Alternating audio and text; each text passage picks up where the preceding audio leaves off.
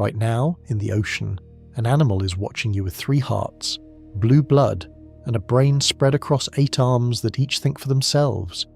It tastes with its skin, vanishes in half a second, and rewrites its own genetic code whenever it wants. We're about to meet a creature that opens jars, learns your face, and guards her eggs for 4.5 years. Some real scientists even argued it came from space. If this grabs you, like and subscribe and ride along. Take a breath. We dive in. A soft, dome-shaped animal hovers over a reef, and inside that small body, 3 separate hearts are beating at the same time. 2 of them sit close to the gills. Their only job is to push blood through those gills, where it soaks up oxygen straight from the seawater. The 3rd heart sits in the middle and sends that fresh blood out to everything else, the 8 arms, the huge eyes, the brain wrapped around its throat. The animal runs on a tiny 3-pump engine, and every part of it leans on that team firing in order second after second for its whole life. Here's the detail that sounds invented. When an octopus swims, the big central heart stops. It pauses mid-stroke. Each time the animal jets forward through open water, that main pump falls silent, and the octopus starts to wear out almost instantly. Swimming drains it so fast that most octopuses would rather walk across the seafloor on the tips of their arms than blast through the water. Crawling keeps the heart steady. Speeding makes it stall. Picture what that does to its daily life. A shark has to keep moving or it sinks. A tuna swims without rest from the day it hatches. This creature carries 3 hearts and still gets exhausted by the one move we always imagine it doing. So it creeps, it climbs, it folds itself over rocks and slides into cracks, staying low and slow, saving that fragile middle pump for the moment it truly needs to flee. The 3-heart setup hints at something much bigger. Whatever shaped this body followed a blueprint all its own. You get 1 heart with 4 chambers, 1 steady beat from your first day to your last. The octopus runs a split machine, 3 parts, each with its own task, and the whole system nearly powers down the moment it rushes. It is built for a different kind of life, under a roof of water. A diver who has watched these animals up close will tell you the feeling never fades. You look into those eyes and something looks back, calm and curious, while 3 hearts pulse under skin that can change in a blink. The longer marine biologists study octopuses, the more they report the same strange sensation, the feeling of meeting a mind that grew up following rules we're only starting to read. And the hearts are just the front door. Every layer underneath turns out to be stranger than the one above it. The body that holds these 3 pumps can taste with its skin, pour through a gap the size of a quarter, and flash through colours faster than you can blink. We will reach all of it. First, look closer at what is actually flowing through those 3 hearts. It is a liquid, thick, and slow, and it carries oxygen the way your blood does. The resemblance ends there. Drag an octopus into warm water, and its blood does something yours never could. Press on a fresh wound and the colour that wells up looks wrong for a living animal. It is blue, deep, ocean blue. That blue colour is no trick of the light. It comes from the metal the octopus uses to move oxygen around its body. Your blood runs red because it is packed with iron. Iron grabs oxygen and flushes bright red, the colour of every scrape and nosebleed you have ever had. The octopus skips iron completely. It carries oxygen on copper instead, locked inside a molecule called hemocyanin. Copper doing that job turns the blood a deep blue, closer to faded blue genes than to anything you would expect to find inside a creature. So why copper? The answer hides in where this animal lives. Down in cold, deep water with very little oxygen, copper-based blood scrapes up what tiny bit of oxygen is there far better than iron-based blood ever could. In the dark, chilled, oxygen-starved corners of the sea, blue blood keeps an octopus alive where red blood would struggle. It is a whole different chemistry, tuned for a whole different world. There is a catch, and it controls where an octopus can survive. Copper blood works beautifully in the cold and turns weak in the heat. Warm water makes it worse at holding oxygen, so a hot, stuffy tide pool can leave an octopus gasping for breath. That is one big reason so many of them tuck into cool, shaded cracks and come out to hunt when the water is calm and chilled. Picture that blood sliding through the 3 hearts from a moment ago. Thick, slow, and blue, pushing through a body with no bones to hold its shape. When an octopus gets hurt, it does not leak a familiar red. It leaks blue, like something spilled out of a science fiction film, except this is real and drifting through oceans all over the planet right now. Researchers who draw blood from octopuses to study them describe it the same way every time. A pale blue fluid that looks almost too odd to belong to anything alive. One other famous creature shares the trick. The horseshoe crab, a living fossil older than the dinosaurs, also bleeds copper blue, and its blood is so good at catching dangerous bacteria that medical labs once valued a single gallon of it at more than $60,000. The octopus runs on that same ancient blue chemistry, fine-tuned for the cold and the deep. Stop and stack up what we have so far. 3 hearts, blue copper blood, a boneless body that gets tired when it swims. Each fact alone is strange. Together they start to feel like the spec sheet for something that was designed somewhere far away and dropped into our seas. You might expect the brain to be the one familiar part, tucked inside the head, running the whole show, the way yours does. It feels like a safe guess. Then scientists counted where this animal's nerve cells actually sit. They found about 500 million of them, roughly as many as a dog carries. The shock was the address. Count the cells inside the head, and they barely scrape together a third of the total. Most of this animal's mind lives somewhere else entirely. An octopus keeps the larger share of its thinking power outside its head, spread through its 8 arms. Out of those 500 million nerve cells, only around 180 million sit in the central brain. The other 2/3 run down the arms, packed into thick nerve cords that stretch from the body all the way to the tips. Each arm holds roughly 40 million nerve cells of its own. That is more brain power in one arm than a frog carries in its entire body. So the picture in your head of a brain in the middle barking orders to the limbs falls apart for this animal. The octopus works more like a team. The central brain sets a goal, something like find food or get out of here, and then each arm figures out the small steps on its own. The arms explore, grab, and decide locally, without waiting to check in. Watch a hunting octopus on a reef, and you see the proof. 2 arms peel a crab off a rock on the left side of its body. A third pokes into a crack on the right, searching. A fourth grips a stone to hold the whole animal in place. The eyes point somewhere else completely, scanning for danger. Picture trying to do all of that yourself, solving a puzzle with one hand while the other quietly opens a jar behind your back, neither hand waiting on the other. For an octopus, that is just an ordinary afternoon. Scientists describe it as the closest thing to an alien mind we have ever studied on Earth, and the word alien is doing real work there. In you, almost every nerve cell lives in the brain or the spine, one command center calling the shots. The octopus spread its mind across its whole body, like wiring a smart computer into each finger instead of one chip in the skull. Nobody fully understands how the central brain and the 8-arm minds share control, or who is really in charge in any given second. Here is a clue that makes it stranger. The arms can keep working even when the brain is not watching. Researchers have set up tasks where an octopus had to guide one arm through a small maze toward food while it could only see part of the path. The arm felt its way forward, adjusting on its own, and still reached the prize. The brain handled the big idea. The arm handled the moving. That kind of split control is incredibly rare in the animal kingdom. It means an octopus is, in a strange way, both one animal and 9 thinkers at once, all wrapped in the same stretchy skin. Some biologists wonder whether each arm carries its own little sense of the world, a private stream of taste and touch the central brain never fully sees. If an arm can sense and decide that much on its own, a chilling question follows. How much does it actually need the rest of the body to keep going? Scientists found the answer by accident, in a lab, watching an arm that had already been removed from its octopus.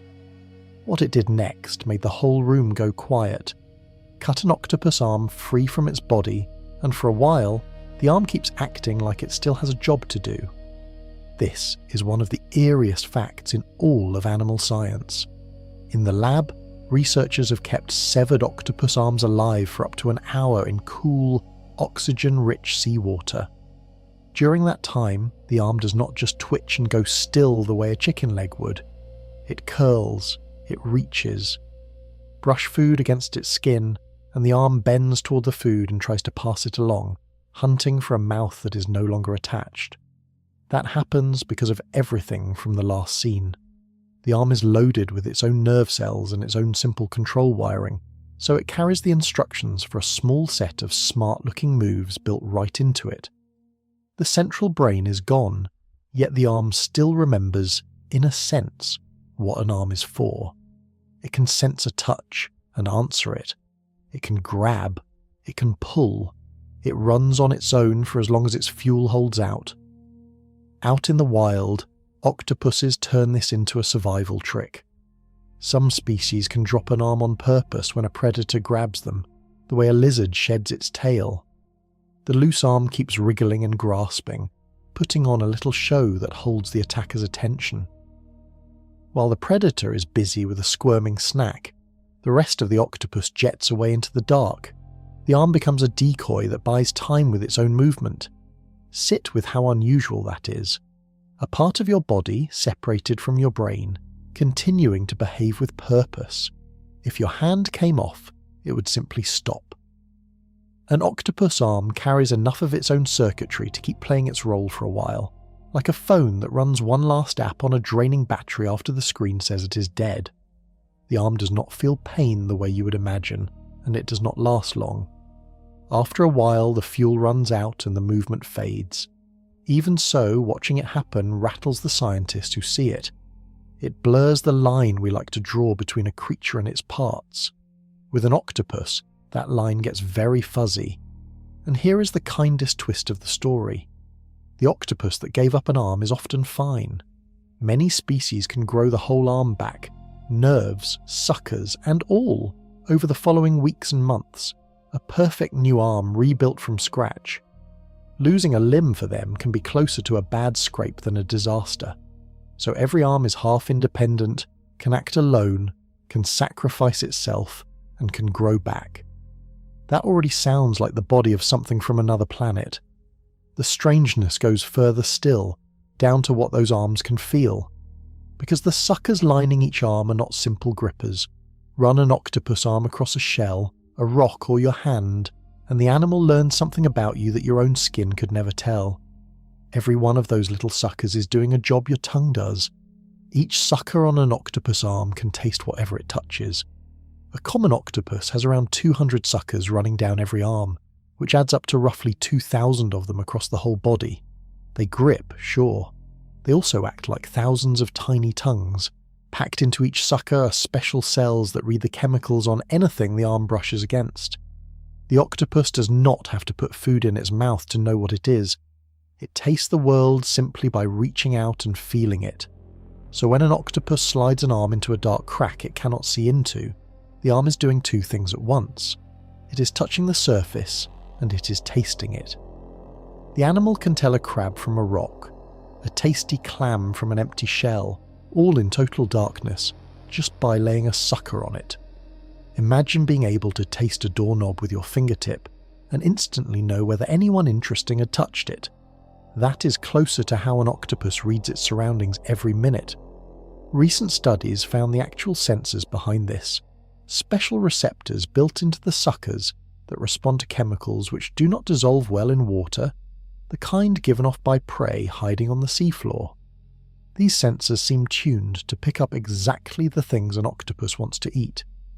The arm reaches into a crevice, taste lights up, and the animal knows dinner is in there before its eyes ever confirm it. This links straight back to those independent arms. An arm exploring on its own is gathering taste and touch. The central brain may never fully experience. Picture 8 tongues wandering off in 8 directions, each sampling a different patch of reef, all feeding little decisions back through the body. The octopus is bathing in flavour and texture from every direction at once, a flood of information no human brain is wired to handle. It also explains why an octopus seems so confident poking into the scariest holes on a reef. A spot that would terrify a fish is just another thing to taste for an octopus. It reads the chemistry of the dark and decides, in a heartbeat, whether to grab or to pull away. The arm becomes the scout, the hand, and the tongue, all in one stretchy package. Stack this on the pile. 3 hearts, blue blood, a mind spread through the arms, limbs that act alone, and now skin that tastes. Each new fact pushes this animal further from anything you would call ordinary. Biologists keep using the same word for it, alien, because our usual ideas about how a body should work simply do not fit. You would think, at least, that the eyes do the seeing and the skin does the touching, each sense in its proper place. That is how it works in you. Eyes for light, skin for feel, no overlap. The octopus broke that rule too. Scientists shone light on patches of octopus skin in the lab with the eyes shut out of it completely. The skin reacted on its own, as if it could tell light from dark with no eyes involved at all. Somehow, this animal can sense light with its skin. An octopus can detect light using its skin, separate from its eyes. In the lab, researchers took small pieces of octopus skin and shined light on them while keeping the eyes out of the picture. The skin responded. The colour-changing machinery inside it switched on in answer to the light, all by itself, with no signal coming from the brain or the eyes. The skin was reacting to brightness on its own, like a solar panel that flips a switch the instant the sun hits it. The reason is hidden in the skin's chemistry. Octopus skin is packed with the same light-catching proteins that fill the back of an eye. These proteins, called opsins, are the exact tools your own eyes use to turn light into a signal. The octopus grew them all over its body. In a real sense, the animal is lightly seeing through its entire surface, head to arm tip, soaked in detectors that read the glow around it. Think about what that gives an octopus. When it presses against a rock to hide, the skin itself can sense how bright or dark that spot is and help the body match it, even where the eyes cannot easily look, like the underside of an arm. A creature trying to vanish into its background gets a huge advantage if its whole skin can feel the light it is supposed to copy. The camouflage gets a second set of helpers, spread across every inch of the animal. This connects to the tasting suckers from before. Step back, and the pattern is clear.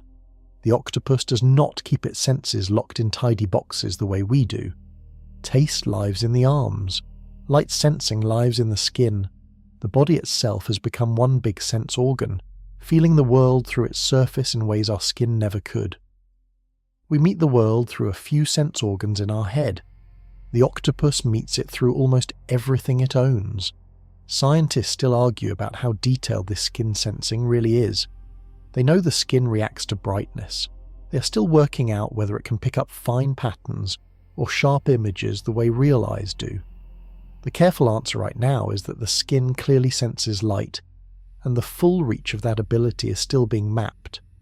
That open question is part of what keeps researchers hooked. What makes it land even harder is the comparison to us.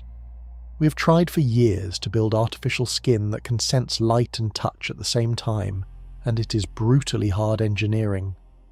The octopus has been wearing that exact technology its whole life, grown for free, woven into a body that can also taste, grip, and squeeze through impossible spaces. Evolution beat our best labs to it by hundreds of millions of years, so the skin can sense light. The next part of the story takes that skin and does something with it that should be flat out impossible. Because this same animal can change its colour in a fraction of a second, matching the exact shade of the sand, the coral, or the rock beneath it. It is one of the best colour matches in the entire ocean. There is a problem with that, a big one. When scientists tested the octopus eye, they found it cannot see colour at all. An octopus can match the colours around it almost perfectly, even though its eyes appear to be colourblind. Here is the setup. An octopus has skin loaded with millions of tiny colour sacs called chromatophores. Each one is a little balloon of pigment wrapped in muscle. When the muscles pull, the sac stretches wide and its colour shows. When they relax, the colour shrinks back to a dot. By controlling all those sacs at once, the animal can flash from sandy tan to angry red to mottled brown in less time than it takes you to blink. Under the chromatophores sit other layers that bounce and bend light, adding blues, greens, and shimmering silver to the show. The result is one of the finest disappearing acts in nature. An octopus can settle onto a patch of speckled reef and melt into it so completely that a diver can stare straight at it and see nothing. The match is not just close, it is good enough to fool sharp-eyed predators that hunt by sight all day long. Now, the twist. When scientists examined the octopus eye, they found only one type of light-catching cell for colour. In humans, colour vision needs at least 2 or 3 types working together, comparing signals to sort red from green from blue. With just one type, an octopus, by the normal rules, should see the world in shades of grey. By every standard test, this brilliant colour matcher is colourblind. So how does a colourblind animal copy colours it seemingly cannot see? That puzzle has chased scientists for years, and the honest answer is that they are still not fully sure. One leading idea points back to the light-sensing skin from before. Maybe the skin itself helps read the surrounding colours, feeding the body information the eyes miss. Another idea is wilder. The strange shape of the octopus pupil, a wide bar or U, might split incoming light into its colours slightly, the way a prism does, letting the animal sense colour through clever blur instead of through eye cells. Both ideas are still being tested. Nobody has nailed it down. Picture the strangeness of that for a second. A creature that cannot see red settling onto a red sponge and turning red to match it. It works reliably in the wild every day, and the smartest researchers on the planet cannot fully explain the trick. That gap between what the octopus clearly does and what we can explain is exactly the kind of thing that makes this animal feel like it does not belong here. This ties the whole body together. The tasting arms, the light-sensing skin, the lightning colour change, all of it points to one creature that experiences the world through channels we barely have words for. We are not just looking at a weird animal, we are looking at a completely different way of being alive. And the colour trick has another layer most people never hear about. Changing colour is only half of the camouflage. An octopus can also change the shape of its skin, raising bumps and ridges and points across its body in seconds until smooth skin turns rough as broken coral. It does not just match the colour of its hiding spot, it matches the texture in 3 dimensions on command. An octopus can reshape the surface of its skin, turning it spiky or smooth in seconds to match the texture around it. Colour is only the first half of vanishing. A flat brown patch can still give an octopus away if it sits on jagged coral, because the eye catches the difference between smooth and rough, so the octopus solves that too. Spread across its skin are tiny muscle towers called papillae. The animal can pop them up or flatten them at will, sculpting its surface into bumps, frills, ridges and points. Within a few seconds, a body as smooth as a water balloon can turn as rough and lumpy as a chunk of reef. Imagine your own skin doing this. You walk up to a brick wall and your shoulder roughens into little brick-shaped bumps.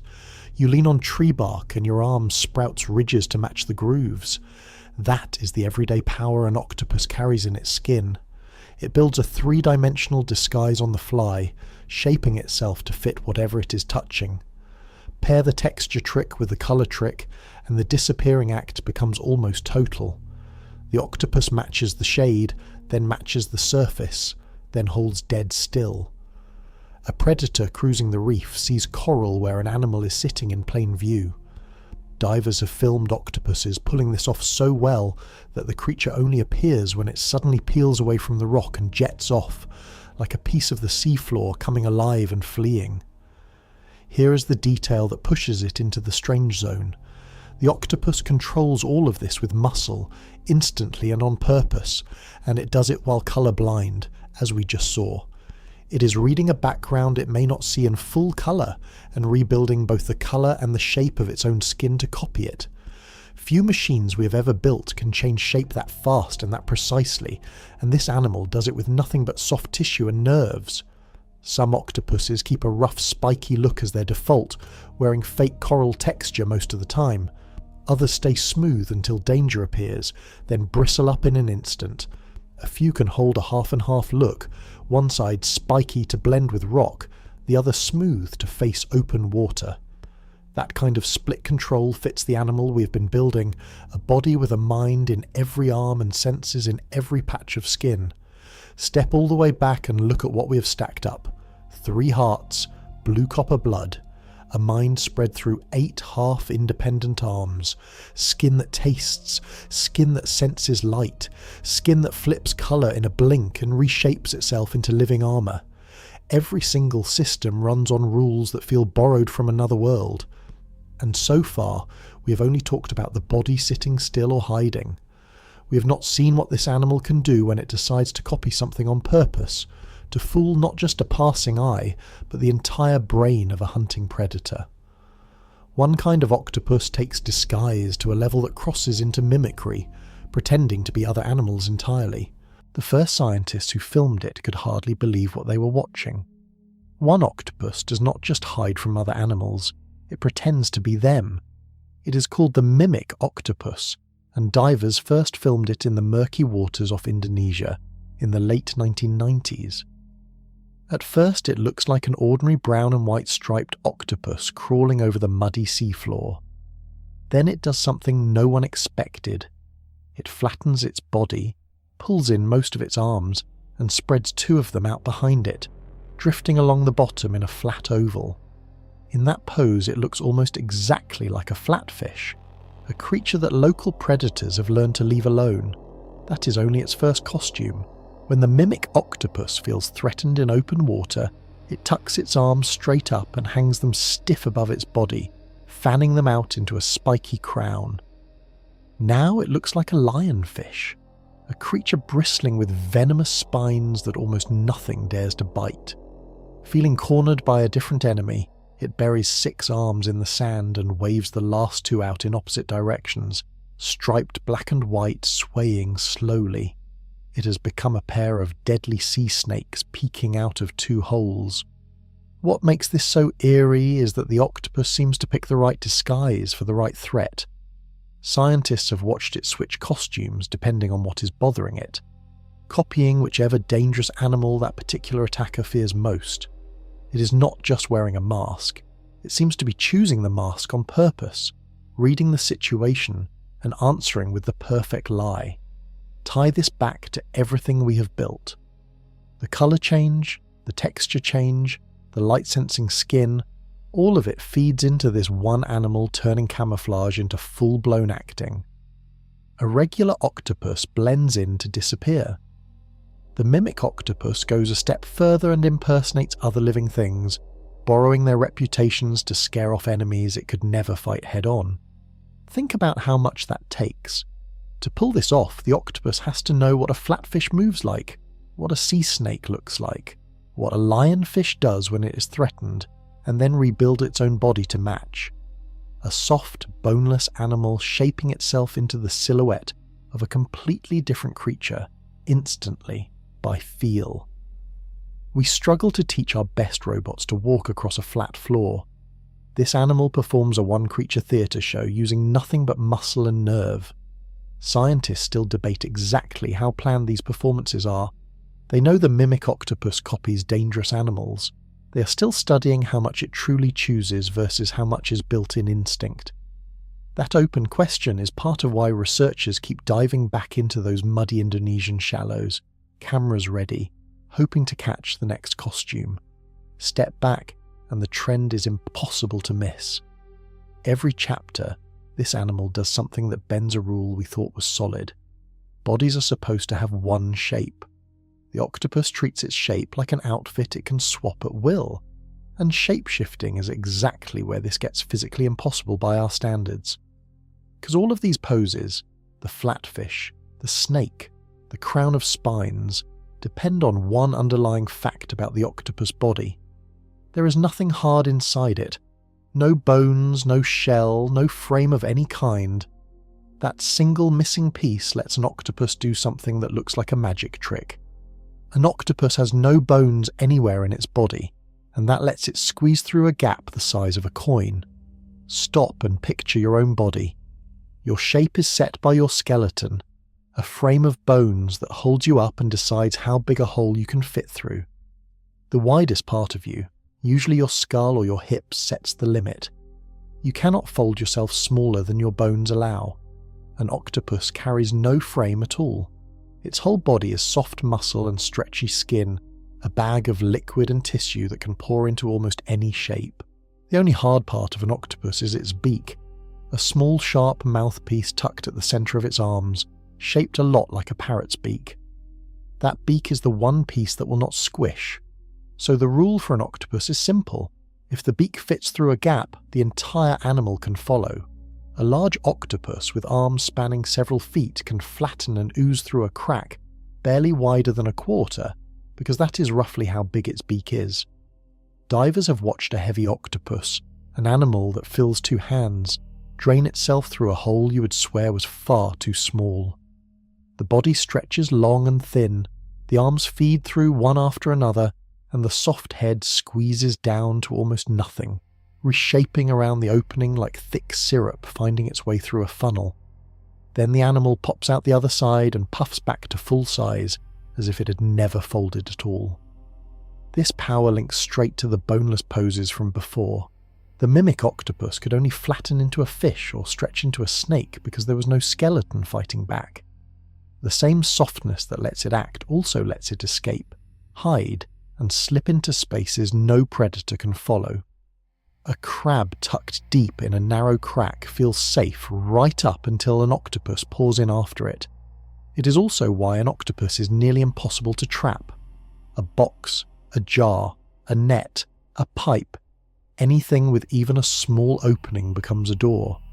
Keepers at aquariums learned this the hard way, which is a story we will get to.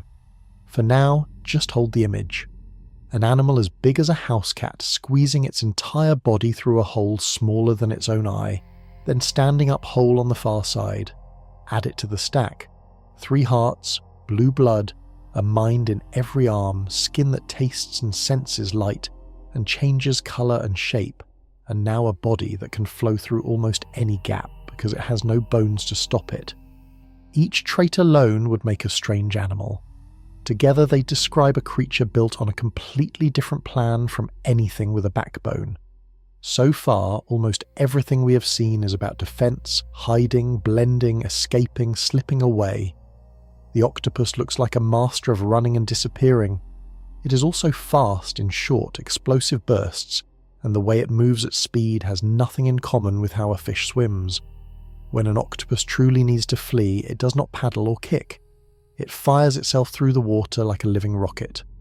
When an octopus needs to move fast, it shoots a jet of water and blasts backward through the sea.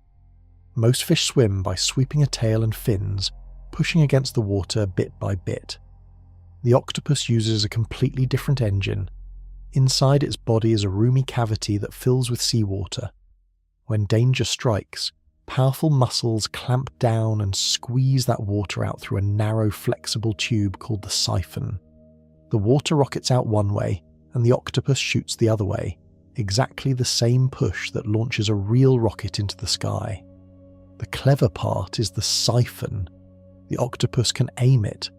By swiveling that tube, the animal points its thrust in almost any direction and steers itself on the fly, darting left, right, up, or away from a lunging predator. It usually travels backward, head trailing and arms streaming behind it like the tail of a comet, the whole body turned into a smooth dart slicing through the water. For a creature with no bones and no fins built for racing, the burst of speed is shocking. An octopus can go from sitting dead still to gone in a heartbeat, leaving a startled predator snapping at empty water. That single explosive escape has saved countless octopus lives. It is the panic button, the move kept in reserve for the moment hiding fails. Now remember the very first chapter. When an octopus swims like this, its main heart stops beating and the animal tires almost at once. so jet propulsion is not how it gets around all day. It is the emergency boost, the last resort. The octopus would rather creep over the rocks on its arms, saving that heart and that energy, and only fire the jet when its life is truly on the line. The rocket has a real cost, and the animal knows it. That same siphon does more than run away. The octopus uses gentle puffs of water from it for all kinds of tasks. It can blow sand off a buried clam, clear trash out of its den, or shoot a sharp stream of water at a fish it finds annoying. Aquarium keepers tell stories of octopuses learning to aim that water jet at the lights above their tank, or straight at a person they have decided they do not like, soaking them on purpose. The escape engine doubles as a tool, a broom, and a squirt gun. Picture the full scene now. A predator closes in. The octopus first tries to vanish, matching colour and texture against the reef. If that fails, it may flash a warning or strike a scary pose. If that fails too, it squeezes into a crack too small to follow, and if even that is not enough, it fills its body with water and fires itself away into the blue. Steering with a tube, it can point like a thumb over a hose. Layer after layer of defence, each one stranger than the last. There is still one more trick hidden in that escape, and it might be the sneakiest of all. As the octopus jets away, it can leave something behind in the water, right where it used to be. A dark cloud, yes, but far more than a simple smokescreen. That cloud can take on the octopus's own shape, a ghost left behind to take the hit while the real animal slips away. As an octopus flees, it can release a cloud of ink that holds its own shape, leaving a fake octopus behind. Most people know octopuses squirt ink. The usual picture is a dark cloud that hides the animal like a smoke bomb, letting it slip away unseen. That is part of the story. The full trick is sneakier. The ink an octopus releases is not just a shapeless smudge. Mixed into it is a sticky slime that helps the cloud hold together in a loose blob, roughly the size and shape of the octopus itself. Scientists have a name for this decoy. They call it a pseudomorph, which simply means false body. Here is how it plays out. A predator lunges. The octopus fires a blob of ink that hangs in the water looking vaguely like an octopus, then jets away in a different direction, often turning pale or clear as it goes. The hunter, seeing what looks like its prey frozen in place, strikes at the dark blob. Its jaws close on a cloud of ink and slime. By the time it realizes the trick, the real octopus is far away, hidden against the rocks. The ink does even more than fool the eyes. It carries chemicals that can dull a predator's sense of smell and taste for a moment. So a hunting fish that relies on scent to track its meal gets its nose jammed at the worst possible time, sniffing nothing but a confusing chemical fog while its target disappears. The cloud blinds two senses at once, sight and smell, and buys those precious seconds an octopus needs. This slots right into the escape ladder from before. Camouflage first, scary poses next, squeezing into cracks after that, the jet engine for raw speed, and woven through it all, the ink decoy, a body double made of slime and shadow that takes the hit so the real animal can live. The octopus does not rely on one defense. It stacks them, and it can fire several at the same time, vanishing in colour while leaving a fake self behind and rocketing off in a third direction. Think about the planning packed into that.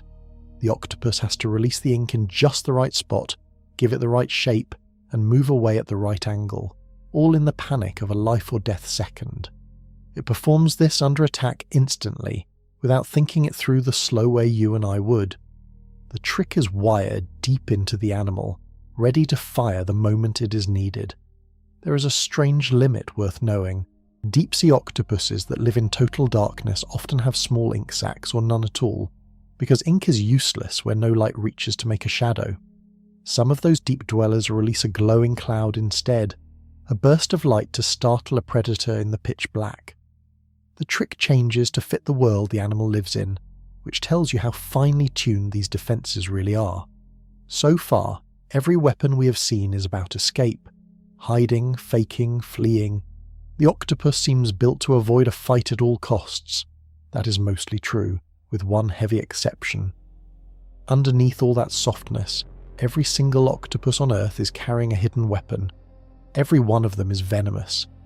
And one small, beautiful kind carries enough poison to kill a grown adult in minutes. Every known octopus carries venom, and one small species packs enough to kill a person. This surprises almost everyone. The octopus seems so gentle, so focused on hiding and fleeing, that few people picture it as venomous. Yet scientists believe all octopuses produce venom, made in glands near that hard beak we talked about. When an octopus catches a crab or a clam, it can bite and inject a dose that stuns or kills the prey, or weakens the muscles holding a shell shut so the octopus can pry it open. For most octopuses, that venom is built for small sea creatures and poses little danger to a human. Then there is the blue-ringed octopus, and it breaks that comfort completely. This animal is tiny, small enough to sit in the palm of your hand, and it lives in shallow waters around Australia and parts of the Pacific. Most of the time it is a dull, sandy brown, easy to miss. When it feels threatened, dozens of bright blue rings flare across its skin, glowing like warning lights. That flashes a message: stay away. The blue-ringed octopus carries one of the most powerful venoms in the entire ocean, a poison strong enough to kill a grown adult, and there is no anti-venom for it. The venom works by shutting down the signals that travel between nerves and muscles. A person bitten can slowly lose the ability to move, then the ability to breathe, while staying fully awake and aware the whole time. The only thing that saves victims is fast medical help, machines that breathe for them until the poison wears off and their body takes over again. What makes it more chilling is the bite itself. It is often painless. People have picked up a pretty little octopus in a tide pool, admired the glowing blue rings, and never felt the bite that was already working through them. The animal does not chase or attack. It simply does not want to be handled, and it carries a defense most predators learn to respect. Connect this to the warning we saw earlier. The blue rings are the same kind of honest signal as the mimic octopus pretending to be a lionfish, except the blue-ringed octopus is not bluffing. The danger is real. Those glowing rings are a true label on a truly deadly animal, flashed in time to keep a predator or a curious human from making a fatal mistake. For most octopuses, though, the venom is a quiet hunting tool, not a weapon against us. A common octopus uses its bite to handle crabs and shellfish, the same way you might use a tool to crack something open at dinner. It is one more piece of equipment in a body already loaded with them, a hidden chemical edge tucked behind that beak. So now the picture sharpens.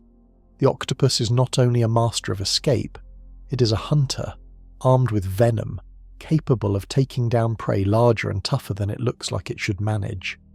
The soft, shy animal has teeth, in a manner of speaking, and some carry poison that demands real respect. Being armed is one thing, being clever about it is another, and the octopus, it turns out, does something almost no animal on Earth can do. It does not just use the body it was born with, it picks up objects from the seafloor and uses them as tools. One kind of octopus collects shells and carries them around to use as armor later, real tool use.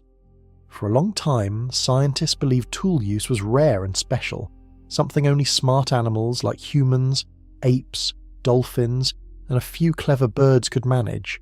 Using a tool means grabbing an object that is not part of your body and using it to solve a problem, often a problem you do not even have yet. It takes planning. It takes the ability to imagine the future. So when researchers caught an octopus doing it, off the coast of Indonesia, it shook up how we think about these animals. The star of the story is the coconut octopus. Scientists watched it crawl across the open seafloor, carrying empty coconut shell halves and broken clamshells, holding them with its arms as it walked. Out in the open, those shells are awkward and slow the animal down. The octopus carries them anyway, because later, when it needs to hide, it pulls the shells around itself and snaps them shut, building a little armoured shelter on bare sand where no natural cover exists. That last part is what stunned the researchers. The octopus is not using the shell right now. It is carrying it across the seafloor to use later, paying a real cost in the moment for a payoff that has not arrived yet. Picture lugging a heavy umbrella across a sunny park because you have a feeling it might rain in an hour. That kind of planning ahead, that thinking about a future need, is a sign of a serious mind. Finding it in an animal so far from us on the tree of life forced scientists to rethink what intelligence even means. Connect this back to the 8 half-independent arms. An octopus that can hold and arrange objects with limbs that each think for themselves has an incredible toolkit for handling the world. Those tasting, gripping, self-deciding arms are perfect for picking up a shell, judging it, carrying it, and assembling it into shelter. The strange body and the strange mind work together. The coconut octopus is the famous case, but it is far from the only sign of octopus cleverness. In aquariums and labs, octopuses pile rocks to block the entrance of their dens, turning loose stones into a front door. They stack and arrange the world around them to suit their needs. They treat objects as things that can be moved, kept, and put to work, which is exactly how we treat the tools in our own lives. Stack this onto everything else. A body with no bones, 8 thinking arms, skin that tastes and changes shape, venom behind the beak, and now a mind clever enough to plan ahead and carry tools. We are well past the idea of a simple sea creature. We are looking at a genuine intelligence, grown along a path completely separate from our own. If an octopus can plan ahead with a coconut shell, a bigger question follows fast. What happens when you put that planning mind inside a sealed glass box and ask it to stay put? The answer is that octopuses have become legendary for one thing in aquariums everywhere. They refuse to stay where they are put. They open jars from the inside and they break out of tanks in the dead of night. Octopuses are famous escape artists, unscrewing jar lids from the inside and slipping out of sealed tanks. Put an octopus in a tank and you have not contained it. You have given it a puzzle. Combine the planning mind from the last chapter with the boneless body that can ooze through any gap, and you get an animal that treats walls, lids, and pipes as challenges to be solved. Aquariums around the world keep stacks of stories about octopuses that simply would not stay put. The most famous escape happened at an aquarium in New Zealand. A common octopus there, given the name Inky, found a small gap at the top of his tank one night. He climbed out, slid across the floor, and found a narrow drain pipe that led toward the sea. He squeezed his whole boneless body down that pipe, dozens of feet long, and vanished into the ocean. By morning, the staff found an empty tank and a wet trail across the floor, the only clues to a clean getaway. Inky is not a one-off. Octopuses have been caught climbing out of their tanks at night to raid nearby tanks full of crabs and fish, eating their fill, then climbing back home before the staff arrive in the morning. For a long time, the keepers could not figure out where their fish were going. The culprit was a hungry octopus running a nightly heist and covering its tracks. The jar trick is just as striking. Researchers hand an octopus a clear jar with a tasty crab sealed inside and a screw-on lid. The octopus studies it, wraps its arms around the lid and twists it open, sometimes in just a few minutes. It has never seen a jar before in its life. It has no hands, no fingers, no past experience with screw caps. It figures out the mechanism on the spot, working it loose with arms that taste and feel their way through the problem. This ties everything together. The escapes only work because of the traits we have already met. The boneless body squeezes through the gap. The thinking arms work the lid or pry the seam. The planning mind decides it is worth trying and remembers the route for next time. An octopus escape is every strange power we have discussed, combined into one quiet, determined break for freedom. It also reveals something about what an octopus wants. These animals get bored. In bare, empty tanks, they grow restless and unhappy, and a restless octopus starts testing every edge of its world. Good aquariums now fill octopus tanks with puzzles, toys, jars, and hiding spots, partly to keep the animal happy, and partly to keep it from staging another breakout. A bored octopus is an escape waiting to happen. So we have an animal that plans, solves problems, gets bored, and breaks out of locked rooms. Each new fact pushes it further into territory we usually reserve for the smartest creatures alive, and the next discovery pushes harder still into something that feels almost personal. Because octopuses do not treat all people the same. In labs and aquariums, they seem to figure out the difference between one human and another. They remember who is kind to them and who is not, and they act on it. Octopuses can recognize individual humans and treat different people in different ways. This sounds like a stretch until you hear what scientists actually saw. At an aquarium, researchers ran a simple test. One person fed the octopuses every day, kind and gentle. Another person, dressed exactly the same, poked at them with a bristly stick, mildly annoying but harmless. The two people looked identical to a human eye, same uniform, same routine. After a couple of weeks, the octopuses started telling them apart. When the kind feeder came near, the octopuses moved toward that person, calm and curious. When the annoying one showed up, the same octopuses backed away, turned dark, and some even aimed their water jets straight at the person, blasting them with a stream from the siphon. The animals had learned which human was which, and they had clearly formed an opinion. They remembered, and they responded. Sit with how strange that is. To pull this off, an octopus has to do several hard things at once. It has to tell two near-identical humans apart, store that memory over many days, link each person to a good or bad feeling, and then choose how to act when that person returns. That is a chain of memory, judgment, and decision-making that we usually expect only from animals like dogs, crows, and elephants. The octopus does it from across a glass wall, with a brain built on a completely different plan from any of theirs. Connect this to the squirt gun from earlier. That water jet, the escape engine, and the cleaning tool becomes a way to talk back. An octopus that dislikes a person can soak them on purpose, again and again, picking out that one human in a crowd of keepers. Aquarium staff trade stories about an octopus that had a clear grudge against one worker and would drench only that person, leaving everyone else dry.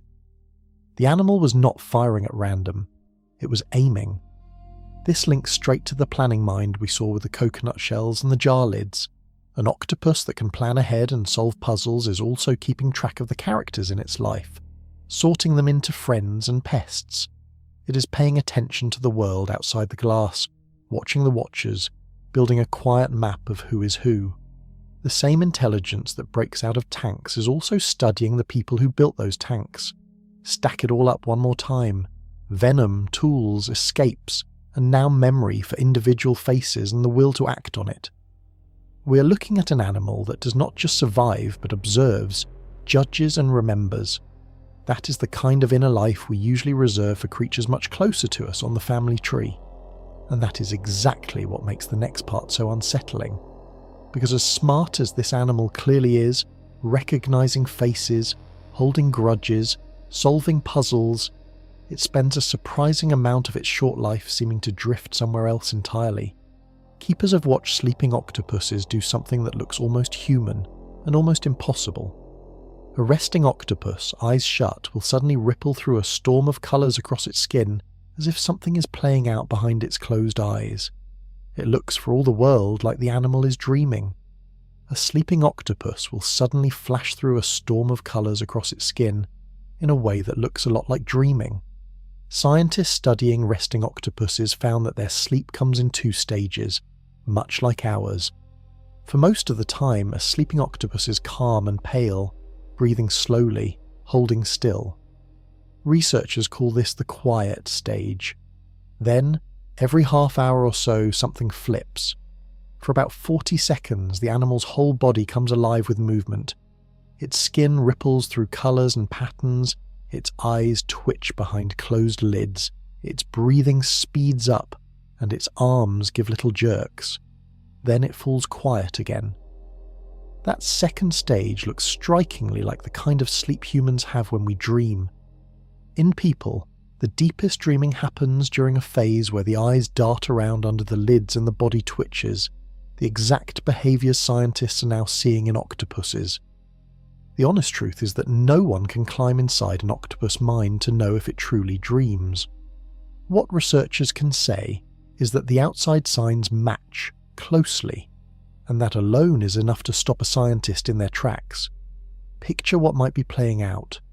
During the day, an octopus changes colour to hide, to hunt, to warn.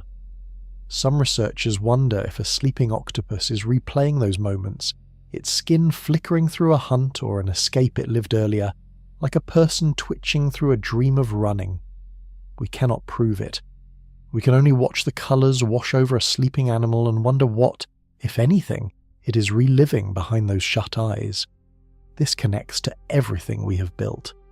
An animal with a mind spread through its body, with memory for individual faces and the cleverness to plan, is exactly the kind of creature you might expect to have a rich inner life, even in sleep.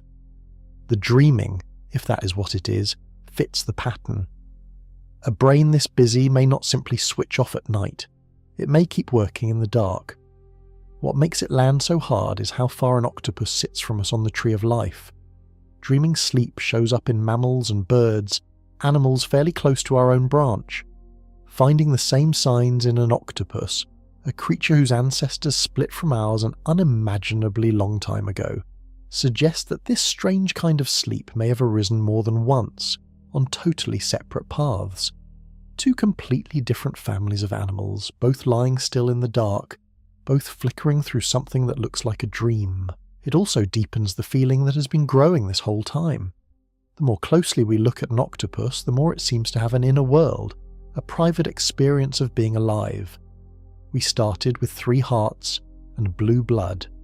We have arrived at an animal that may dream. That is a long way to travel inside one creature.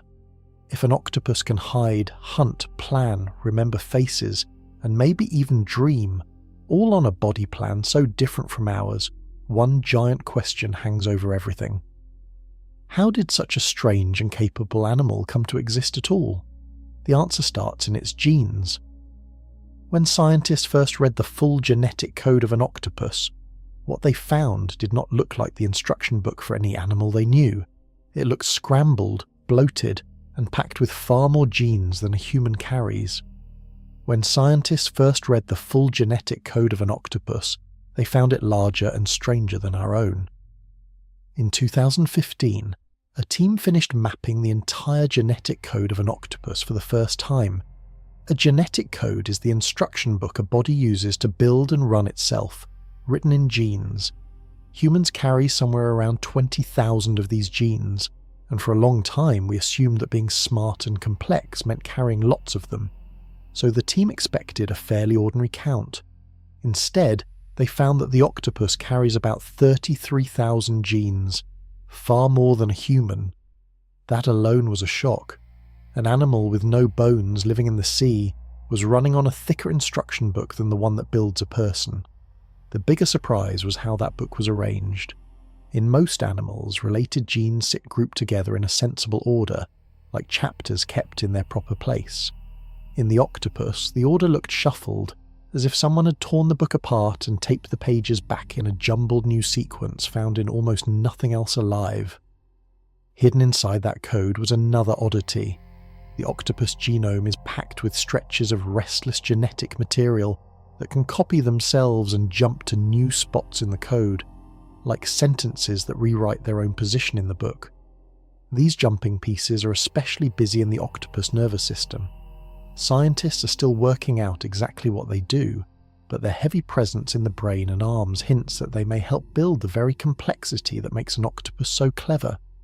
The team also found a huge expansion in one special family of genes, the ones that help nerve cells wire themselves together into networks. The octopus carries far more of these wiring genes than expected, a toolkit for building a complicated nervous system. This fits everything we have seen. The mind in the arms, the tasting skin, the lightning colour change. All of it needs an enormous amount of careful wiring, and the genome seems stocked with the parts to build it. Step back, and the meaning starts to sink in. The octopus did not become smart by copying the blueprint that made us smart. It built its intelligence from a different set of plans, with extra genes, a scrambled layout, and restless code jumping around inside. It is a separate experiment in building a mind, written in a separate language, running in a body that shares almost nothing with ours. This is where the alien feeling stops being a figure of speech.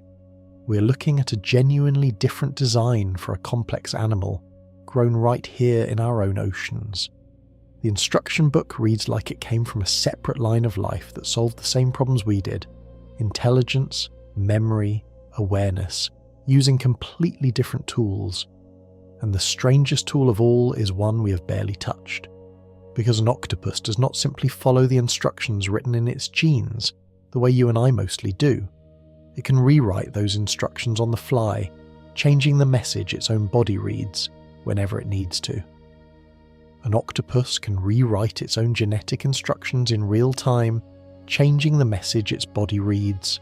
To see why this is so wild, you need one quick idea. Your genes are like a master cookbook locked in a safe. Your body does not cook straight from the master copy. It makes a quick handwritten copy of one recipe, called RNA, and cooks from that copy. In almost every animal, including you, that handwritten copy matches the master recipe exactly. Whatever the genes say, the copy says, word for word, and the body builds from it. The octopus breaks this rule wide open. Before its body cooks from the copy, it goes in and edits that handwritten recipe, changing the instructions on the fly.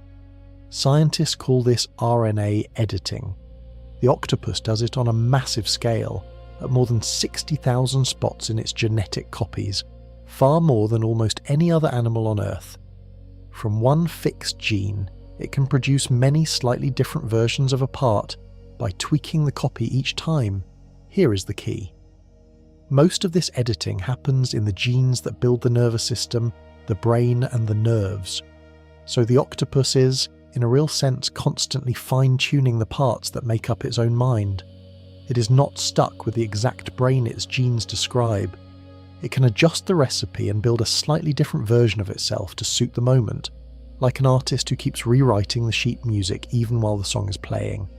This connects straight back to the scrambled genome from before. The octopus seems to have made a trade. Its genes change very slowly over the ages, more slowly than you might expect, almost as if they are frozen in place. In exchange, it gained this incredible power to edit the copies instead.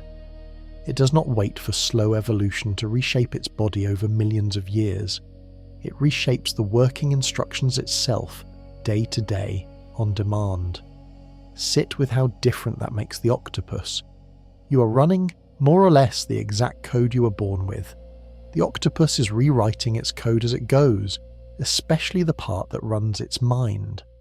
Scientists suspect this constant editing is one of the secrets behind octopus intelligence, a way to build a nervous system flexible enough to learn fast, solve puzzles, and handle a world that keeps changing. We have almost no machine like this. We build computers with fixed parts, and then load new software onto them. The octopus does something closer to rewriting its own hardware while it runs, swapping out pieces of its nervous system based on what it needs right now. That is a level of flexibility our best engineers can only dream about. The full power of this trick shows up most clearly when the world around the octopus turns harsh. Scientists wondered what would happen if they pushed an octopus into conditions its body was not built for, and watched what the editing did. They chilled the water, and the octopus answered by editing its own mind even harder than before, as if pushing a fast update to keep its brain working in the cold. When the water turns cold, an octopus edits its own genetic copies even harder to keep its brain working. Cold is a real danger for a nervous system. Nerve cells fire by snapping tiny gates open and shut, letting charged particles flow in and out, which is how a signal races down a nerve. In the cold, those gates get sluggish and slow to close, and the whole system starts to lag. For an animal that cannot warm itself like an octopus, dropping water temperature could jam the very wiring that runs its mind. A cold octopus risks a slow, foggy brain right when it may need a sharp one. So scientists ran a clear test. They took octopuses and placed some in warm water, around 72 degrees, and others in cool water, around 55 degrees, and then read the genetic copies inside their nervous systems. The difference was enormous. In the cold water octopuses, the editing went into overdrive. The animals were changing their genetic copies at more than 13,000 extra spots compared to the warm ones, and the changes were aimed straight at the proteins that run the nerves. Think of it as a software update pushed out the instant the temperature drops. The octopus senses the cold, then rewrites the recipes for its nerve parts so they build cold-ready versions, gates that can still snap shut fast even in chilly water. Its mind keeps running smoothly through a temperature swing that would slow a normal nervous system to a crawl. The animal patches its own brain to match the weather. This is the trick from the last chapter, caught in the act of doing something useful. The octopus is not editing at random. It is editing in response to the world on purpose to keep itself working. When the season changes and the sea cools, the octopus retunes its nervous system to fit. Scientists checked wild octopuses caught in winter against those caught in summer and found the same pattern, proof that this is not just a lab curiosity, but something octopuses do in the open ocean all the time. Connect this to the deep cold dwellers we will soon meet. Octopuses live everywhere from warm shallow reefs to the freezing black depths, and this editing power may be a big reason why. An animal that can retune its own brain to match the temperature can spread into waters that would lock up a less flexible nervous system. The editing is a passport to the harshest corners of the sea. Scientists who study this call it the tip of the iceberg. They suspect octopuses use this same rewriting trick to adjust to far more than cold, possibly tuning their bodies to all sorts of changes we have not even tested yet. Every time researchers look closer, they find the octopus doing something its genes alone could never explain, by editing the message after the genes have spoken. So here is the creature we have built. 3 hearts, blue blood, a mind in its arms, skin that tastes and sees, and a brain it can reprogram on the fly to survive the cold. It sounds like an animal built to live a long, long time. It is the opposite. For all its genius, an octopus burns through its entire life in a year or two, and then it is gone. For all its intelligence, an octopus lives only a year or two before it dies. This is one of the cruelest facts in the animal world. We expect smart animals to live long lives. Elephants, whales, parrots, and humans all pair their cleverness with decades of life, time to learn, remember, and pass knowledge on. The octopus shatters that pattern. Most kinds live only 1 to 2 years from hatching to death. Even the giant Pacific octopus, the largest of them all, rarely makes it past 3 to 5 years. A mind this remarkable gets only a brief flicker of time to use it. Stack that against everything we have seen. This animal can solve puzzles, recognize faces, use tools, plan ahead, and rewrite its own brain. And it does all of it in less time than you have spent in middle school. There is no long childhood, no slow rise to wisdom. An octopus has to figure out almost everything on its own, fast, in a window so short it would barely register on a human calendar. The strangeness deepens when you realize octopuses get no help.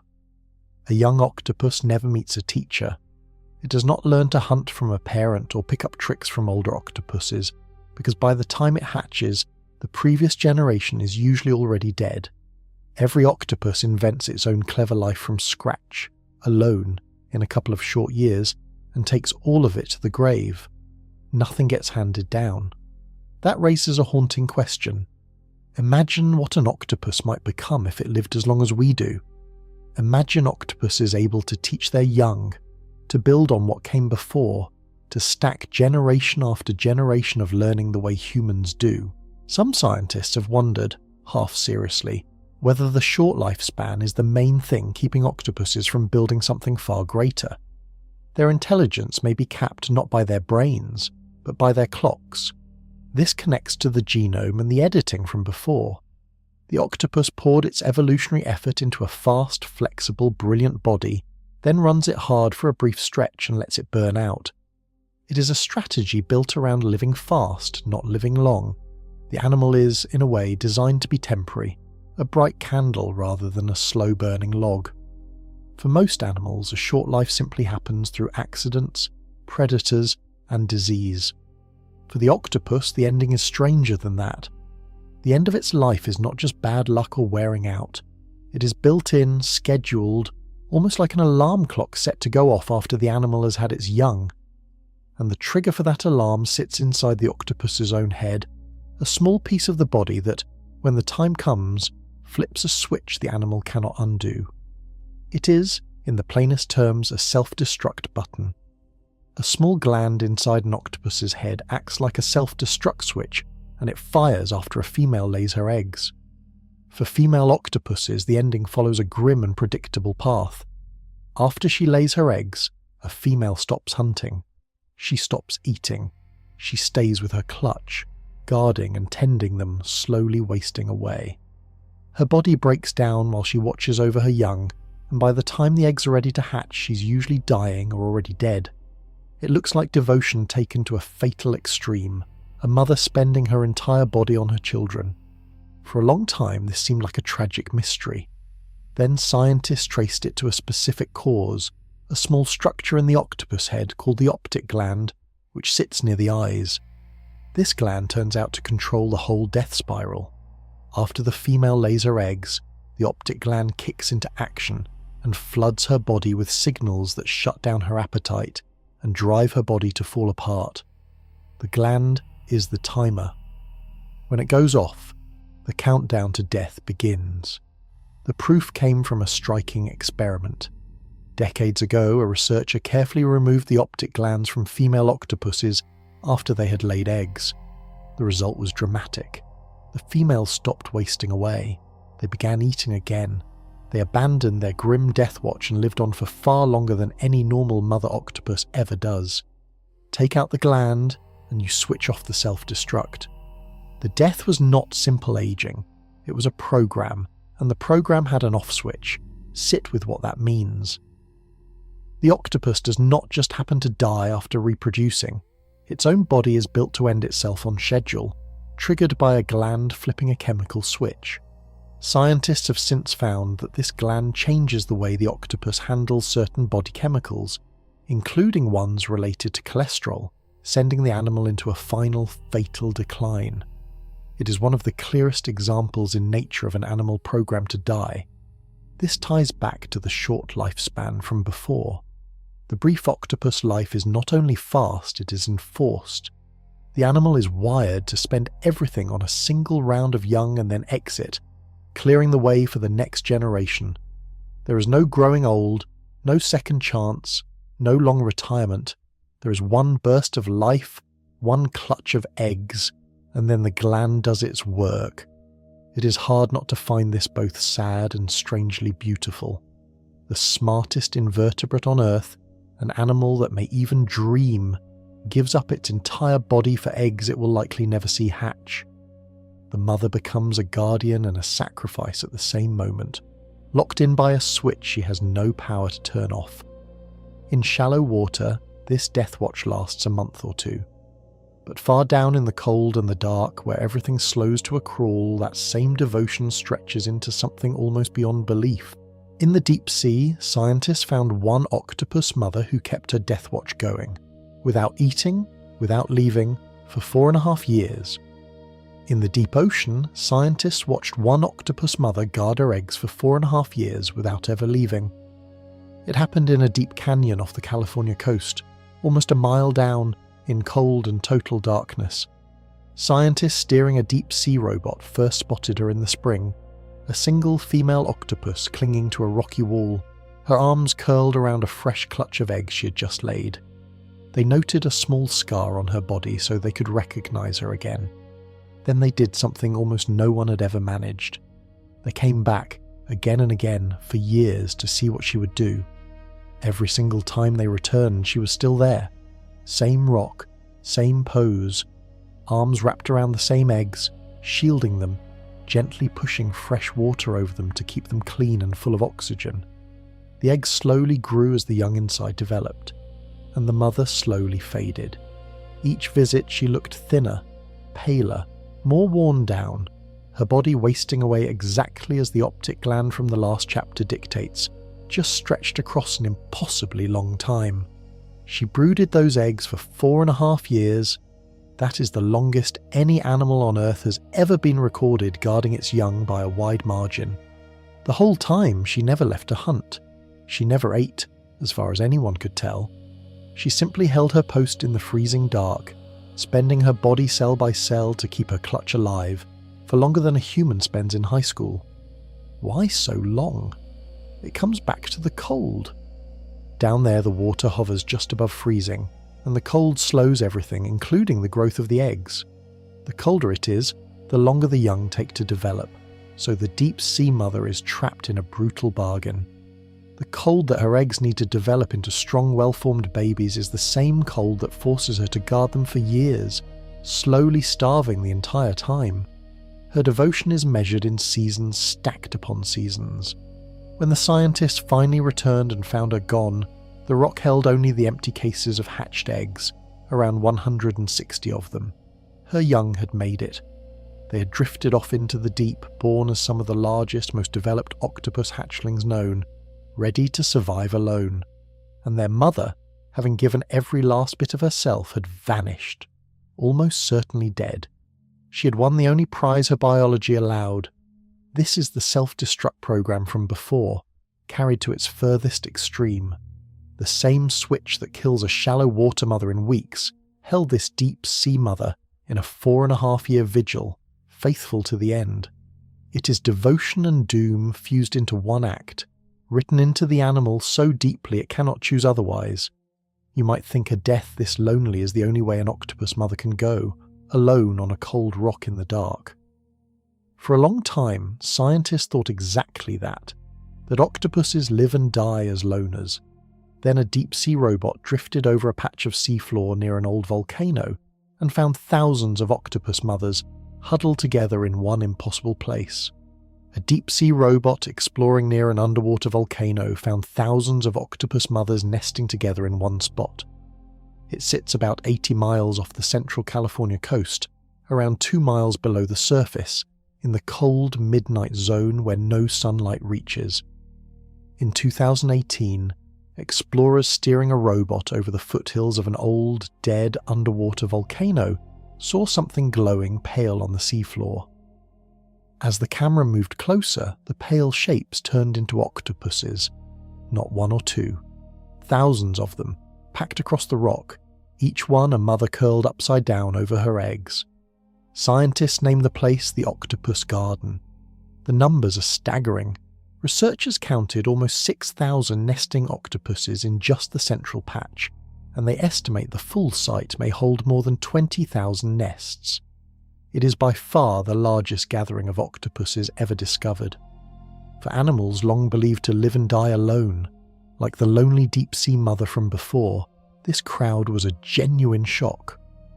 Why would thousands of loners suddenly choose to nest shoulder to shoulder in one tiny spot on a vast empty seafloor? The clue was a faint shimmer in the water. Scientists noticed the seafloor there gave off a slight blur, the kind you see when warm water mixes with cold. They measured the temperature and found it. Warm water was seeping up through the rock, heated by leftover warmth deep inside the old volcano.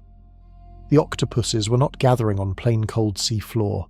They were crowding around natural warm springs, hidden heat sources in the freezing deep. That warmth is the whole answer, and it ties straight back to the 4.5-year mother. Remember, cold slows egg development to a crawl, forcing deep sea mothers into those endless deadly vigils. The warm springs at the Octopus Garden flip that problem on its head. The extra heat speeds up how fast the eggs develop, cutting the brooding time way down. A mother who nests in the warmth finishes her death watch far sooner, and her eggs hatch with a much better chance of survival.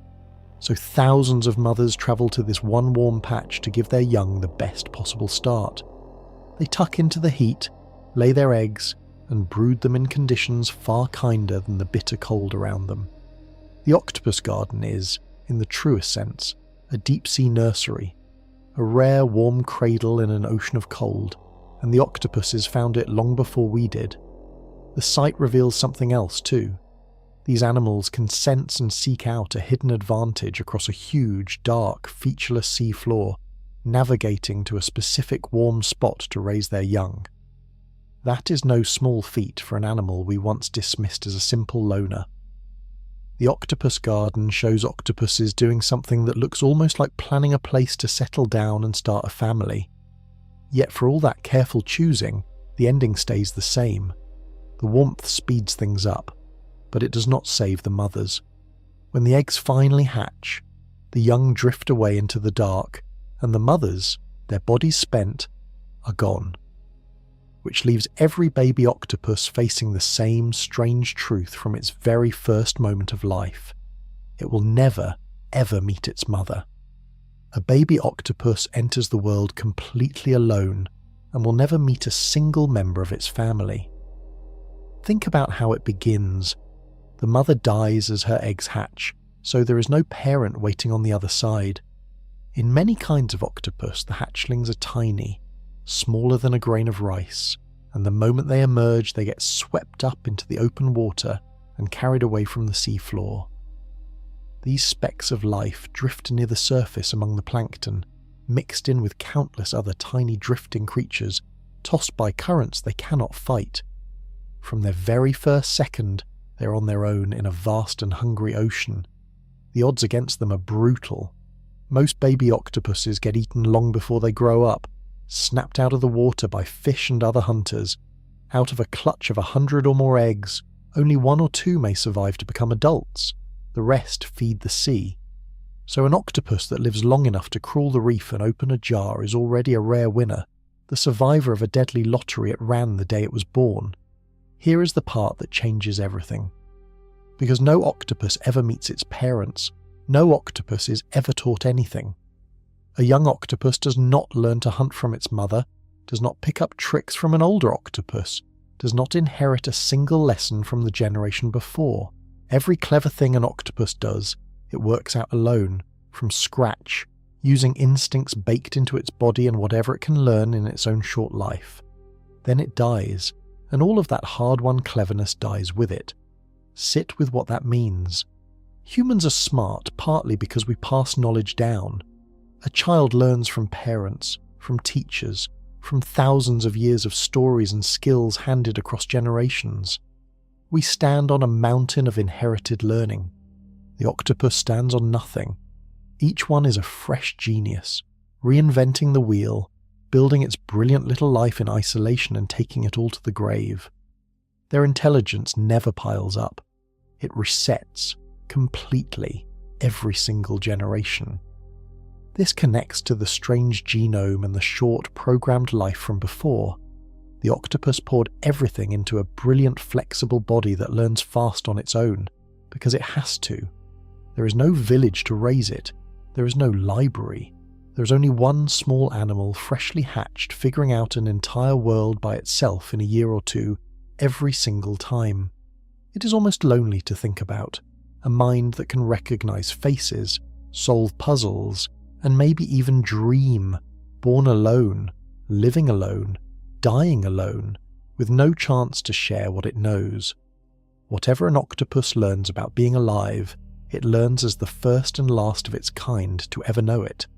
A creature this strange in body, this alien in how it lives and dies, forces a question that has gnawed at scientists for a long time. How did such an animal ever come to share a planet with us? Where does it actually sit on the great family tree of life? Trace that tree back far enough, and the answer is dizzying. To find the last ancestor we share with an octopus, you have to travel back 600 million years to a creature so simple it was barely more than a worm. To find the last ancestor humans share with an octopus, you have to go back about 600 million years. That number is almost too big to feel. 600 million years is more than twice as long ago as the first dinosaurs. It is before fish, before insects, before plants crawled onto land, back near the very dawn of complex animal life. Somewhere in those ancient seas lived a tiny creature, and that little thing is the most recent relative you and an octopus have in common. everything after it, all the branching and changing that led to you on one path and an octopus on another, happened separately. So what was this shared ancestor? Scientists believe it was a small, simple, flattened creature, something like a tiny worm drifting or creeping through the early ocean. It had no real brain. Its nervous system was probably just a loose net of nerve cells spread through its body, enough to sense light and chemicals and to wiggle toward food or away from danger. It was a humble scrap of life, with nothing about it that hinted at what its descendants would one day become. From that single starting point, life split into two roads. One road, over hundreds of millions of years, eventually led to fish, then to animals with backbones, then to mammals, then to apes, and finally to you, reading words on a screen. The other road wandered off in a completely different direction, through snails and clams and squid, and somewhere along it, an octopus appeared. Two roads, branching from one tiny brainless worm, running for 600 million years without ever crossing again. This is the key to the whole alien feeling we have been building. You and the octopus did not inherit your bodies, your eyes, or your minds from some recent shared design. The last thing you truly had in common was a brainless worm in an ancient sea. Almost everything that makes an octopus, and everything that makes you human was invented separately on two distant branches, with that vast gulf of time between you. It explains why an octopus is so deeply strange.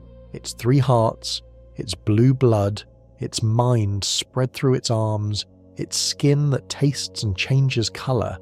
All of it was built along a path that has nothing to do with how our bodies were built.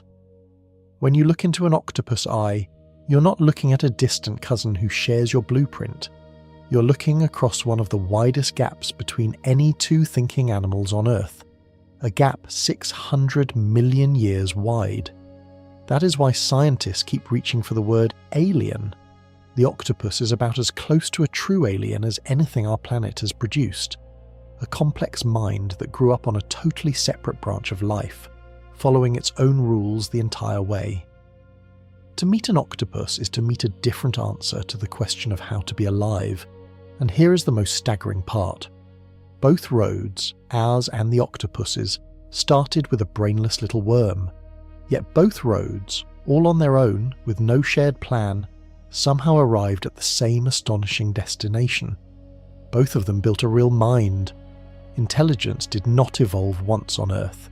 It evolved at least twice, completely separately, and the octopus is the proof. Real intelligence has evolved on Earth at least twice, and the 2 times had almost nothing to do with each other.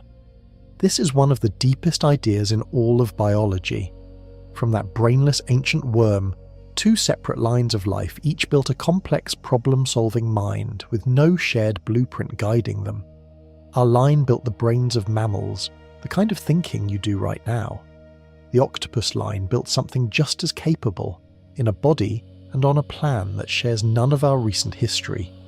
2 roads, 2 minds, 1 planet, arrived at independently. What makes this so powerful is how different the 2 minds are. Your intelligence runs out of 1 central brain, packed into your skull, with your body taking orders from that single command center. The octopus spread its intelligence across its whole body, with a brain in the middle and a thinking system woven through 8 arms that act half on their own. We centralized. The octopus scattered. Both strategies produced an animal that can learn, remember, solve puzzles, and adapt. There is more than one way to build a mind, and Earth tried at least 2. Scientists call this kind of thing convergence. It happens when 2 unrelated animals facing similar challenges arrive at similar solutions on their own, even though they are not copying each other. Intelligence, it seems, is one of those solutions. When an animal lives in a complex world full of prey to catch, predators to dodge, and problems to solve, a smart, flexible brain can be a huge advantage. The octopus and our own ancestors both stumbled onto that advantage separately and both ran with it. This reframes everything we have learned. The octopus is not a failed attempt at being like us, and it is not a stepping stone on the way to us. It is a complete, successful, independent experiment in intelligence, running on its own strange hardware. Studying it is the closest thing we have to studying a mind that came from somewhere else entirely, because in every way that matters, it did. It also carries a thrilling hint about the wider universe. If intelligence can spring up twice on one planet, on two unrelated branches of life, then maybe intelligence is not some rare freak accident. Maybe, given the right world and enough time, minds tend to appear. The octopus suggests that thinking creatures might be one of the things life simply does when conditions allow. That single idea has fueled the dreams of scientists who search the stars for company. For now, the octopus stands as our one solid example of an alien-style mind, grown right here in our oceans, built by evolution working a second time, from scratch. Every puzzle it solves, every face it remembers, every colour it dreams, is a message from a separate experiment in awareness, telling us that our way is not the only way. There is one more place this double experiment shows up, and it is hiding in plain sight, right in the middle of the octopus's face. Because the octopus does not just think like a separate invention, it sees with one too. Its eyes look almost exactly like ours, big, round, with a lens and a dark pupil. But peel back the surface, and they are built from a completely different set of plans. An octopus has eyes that look remarkably like ours, yet they are built from a completely different blueprint. Stand close to an octopus and its eyes feel familiar, almost unsettlingly so. They are large and round, with a clear lens up front and a dark pupil that adjusts to the light. The same basic design as a human eye or the lens of a camera. Light comes in, the lens focuses it, and the eye turns it into a picture of the world.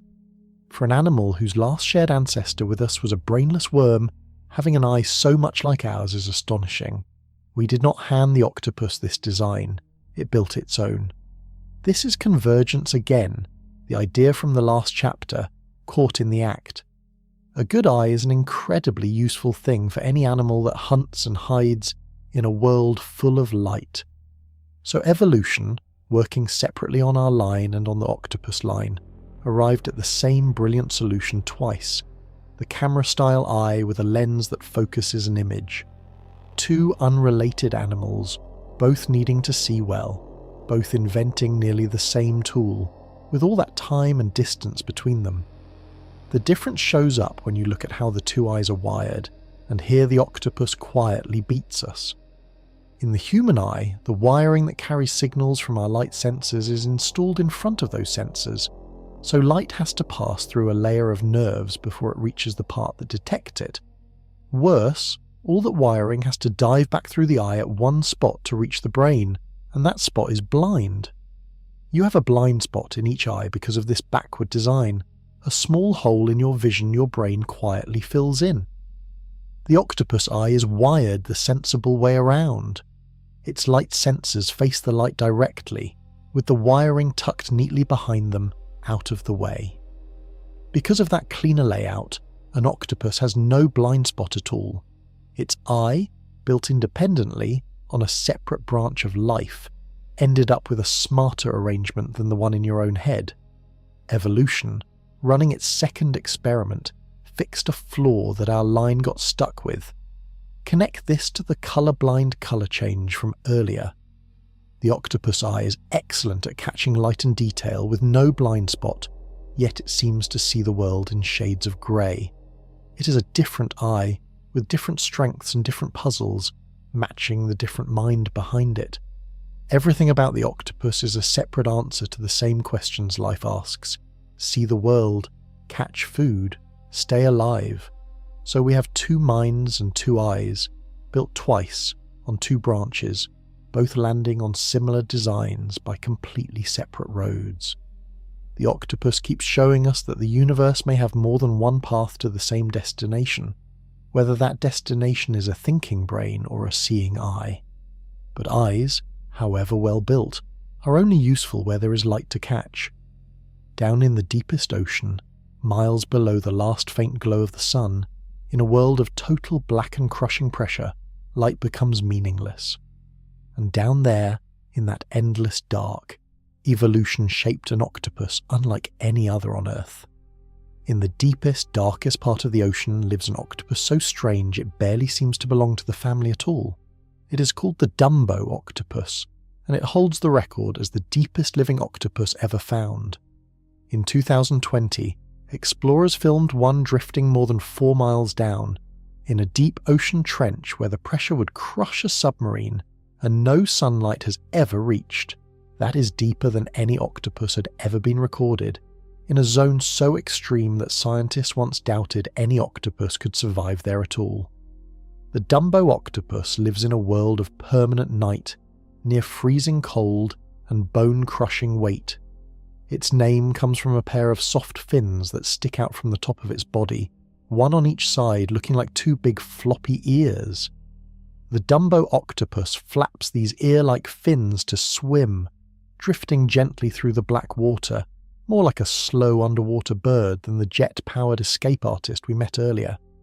It is small, only about the size of a dinner plate, with a soft, almost jelly-like body that can take the terrible pressure without being squeezed flat. A stiff, rigid body would fail down there. A soft one survives. Almost everything about the Dumbo octopus is shaped by its strange home. Remember the ink decoy from before? The Dumbo octopus has no ink at all. In total darkness, an ink cloud would be invisible and useless, so this octopus simply lost it over the ages. It also does not hunt the way shallow octopuses do, prying and chasing. Instead, it drifts over the seafloor and swallows its small prey whole, snapping up worms and tiny crawling creatures it finds in the dark, because in a world this empty, you eat whatever you can reach. This is the same lesson as the eyes from the last chapter, turned inside out. The shallow reef octopus and the deep Dumbo octopus both came from the same family, yet the deep dark reshaped one of them into something utterly different. No need for fancy camouflage where nothing can see you. No need for ink where there is no light to hide in. The Dumbo octopus shows how completely a world can mould an animal, stripping away old tools and growing new ones to fit a place almost nothing else can survive. It is a strangely gentle creature for such a harsh home. It does not race or fight. It flaps its soft ears and drifts through the cold, dark deep, alone in a place humans have only just begun to explore with robots and cameras. Most of its life remains a mystery. We have caught only glimpses, a few flickers of footage from miles down, of an octopus living at the very edge of where life on Earth can hold on. The Dumbo octopus drifts utterly alone, scattered across the loneliest seafloor on the planet, almost certainly never meeting another of its kind for long stretches of its life. It fits the picture we have built all along, the octopus as the ultimate loner, each one isolated in its own private world. Then scientists found a place that broke that picture wide open. Somewhere off the coast of Australia, octopuses were doing the one thing they were never supposed to do. They were living together, and they were talking to each other.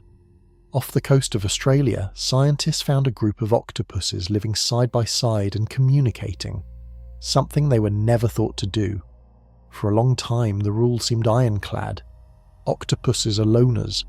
They live alone, hunt alone, and meet others mainly to mate before going their separate ways. The deep drifting Dumbo octopus from before fit that image perfectly. So when divers in a bay in eastern Australia found a cluster of octopuses living close together, interacting day after day, it overturned years of belief. The scientists nicknamed the spot Octalantis. At Octalantis, divers counted somewhere between 10 and 15 octopuses sharing one small patch of sea floor, an area only about 60 feet long and 13 feet wide. These were gloomy octopuses, a species long assumed to want nothing to do with one another. Yet here they were, packed together, each living in a den it had dug out and ringed with leftover shells from its meals, building a little neighbourhood of burrows on the open seabed. It looked, for all the world, like a tiny octopus town. What stunned researchers most was the behaviour. These octopuses were not just tolerating each other, they were interacting constantly.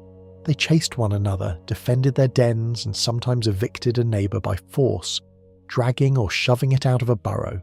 They competed, squabbled, and jostled for space, like residents of a crowded, slightly hostile village. The footage showed a busy social world no one had expected from a so-called loner. The most fascinating part was the talking, done entirely with colour. The octopuses seemed to send signals to each other by changing the shade of their skin. An octopus looking to back down from a fight would turn pale, a quiet signal of surrender. An octopus ready to stand its ground or pick a fight would turn dark, flushing deep to show it meant business. They were using the same colour-changing skin we met earlier, the skin built for camouflage, to send messages to one another. The disguise tool had become a language. This ties back to the brilliant, flexible mind we've been building. An animal smart enough to recognise faces and solve puzzles turns out to be smart enough for a social life too, at least in the right conditions.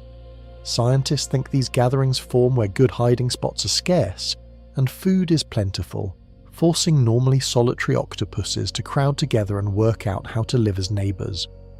Put under pressure, the loner reveals a hidden talent for society. It raises a haunting thought.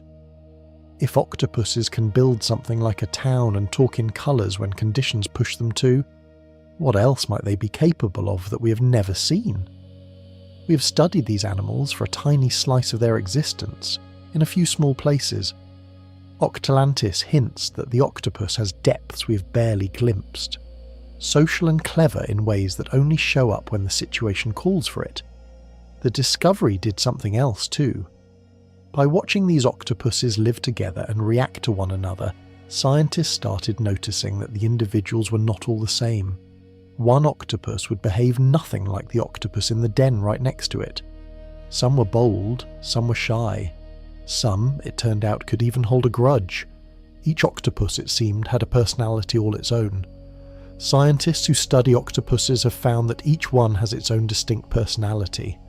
This is not a soft or fuzzy claim. Researchers who work with octopuses in labs and aquariums report the same thing again and again. Put several octopuses of the same kind in similar tanks, raise them the same way, and they still turn out completely different from one another. One is bold and curious, the first to explore anything new. Another is shy and cautious, hiding in its den and watching the world from a safe distance. The differences are steady and reliable, the same way human personalities are. Aquarium keepers have endless stories about this. They talk about octopuses with clear likes and dislikes, octopuses that seem playful, and octopuses that are flat out grumpy. Some octopuses greet a favourite keeper by reaching out an arm to touch them gently. Others, remembering some past annoyance, blast a disliked person with a jet of water the moment they walk by. The squirt gun trick from earlier turned into a personal grudge. Keepers often end up giving their octopuses names and treating them as individuals, because that is exactly how the animals behave. This connects everything we have seen into one picture.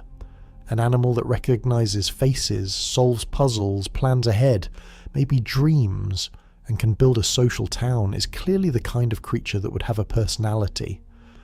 Personality is what you get when a mind is complex enough that small differences in experience and temperament add up to a unique individual. The octopus has crossed that line. Each one is not just an octopus, it is a someone, a particular character with its own way of meeting the world.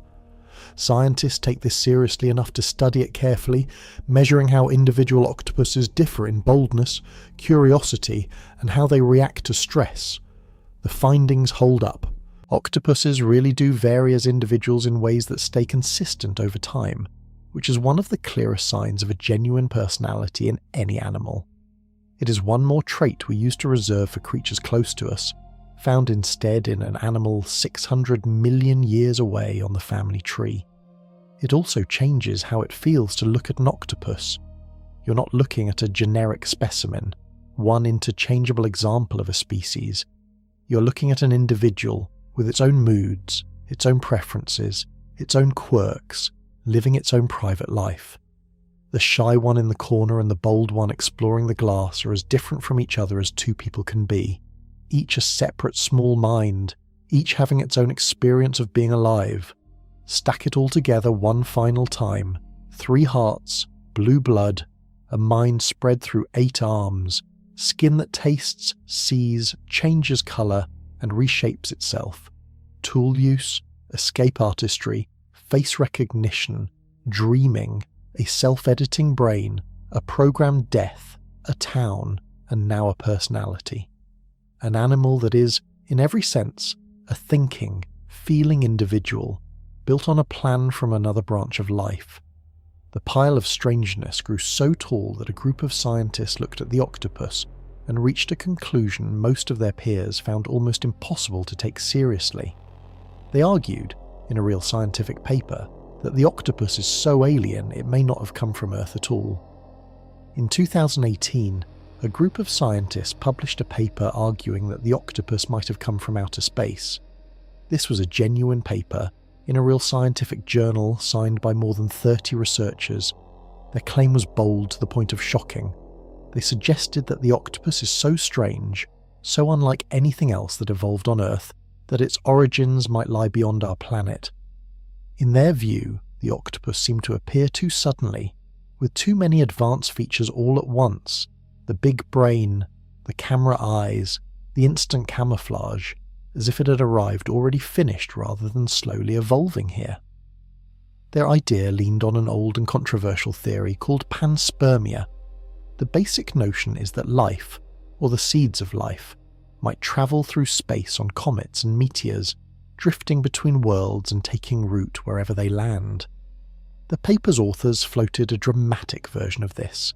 They suggested that frozen octopus eggs, or the genetic material to make them, might have ridden to Earth aboard an icy comet hundreds of millions of years ago, seeding our oceans with a creature that first evolved somewhere far away.